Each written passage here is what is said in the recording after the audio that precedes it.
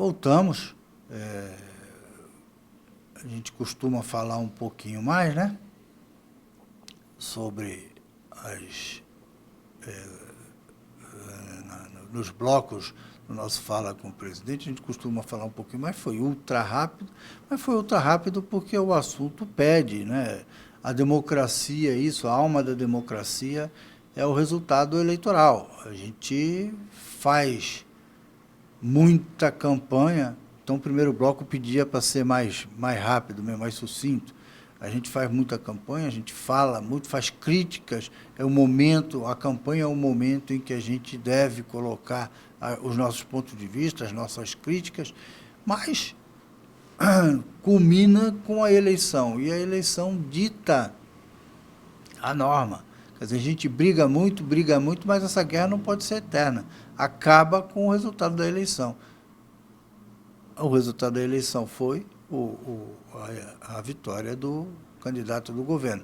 Muito embora, como eu já disse antes, conseguiu sagrar-se no primeiro turno vencedor, iria vencer de qualquer jeito a eleição do dia 15, teria mais votos que todos os outros, mas só se elegeu no primeiro turno em função do número altíssimo de abstenção. Em função, a gente deve também deixar isso claro, não foi abstenção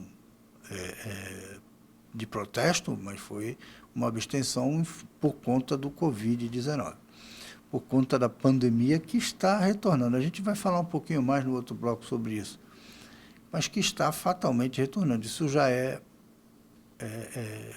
todos já estão cientes de que a coisa está piorando. Mas, assim, os resultados eleitorais, os resultados da eleição, para nós, embora tenha ganho o candidato aqui do governo, e nós éramos contra a candidatura do governo, mais contra ainda seríamos contra o candidato do presidente da República. Esse, sim, é que viria a prejudicar a população. A gente foi contra o candidato do governo por conta do tratamento que ele deu nos últimos 4 anos aos servidores públicos.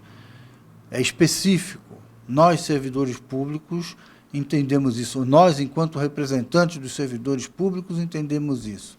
Agora, o candidato do presidente é contra toda a população brasileira, é contra toda a população de Santos, por defender a postura do presidente, uma postura negacionista, uma postura que não enfrenta a pandemia do jeito certo, acaba copiando o espécime raro que tem lá em cima, no norte, que, graças a Deus, já foi tocado para fora.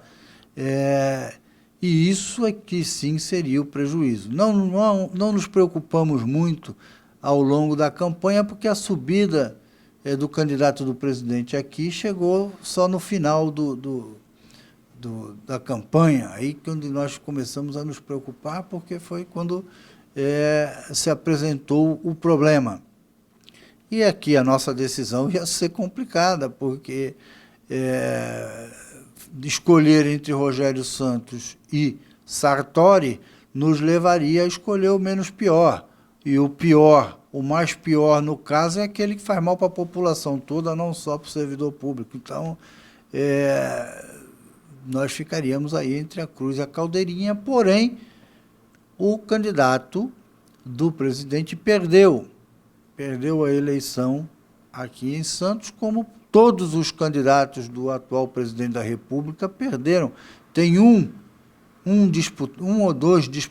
só disputando capitais, deve ter mais um disputando alguma cidade de menor expressão eleitoral, mas todos perderam. Isso é um indício de resposta à política irresponsável que esse cidadão faz à frente, não só à frente da pandemia, mas principalmente à frente da pandemia. Isso a gente vê pelas colocações que ele faz, menosprezando aí os mortos, os falecimentos por Covid, como se fosse coisa de somenos, e ameaçando ao nosso irmão aí de cima, que agora, a partir de janeiro, vai ser presidido pelo Joe Biden, e que o nosso presidente não admite isso. Quer dizer, a irresponsabilidade dele extrapola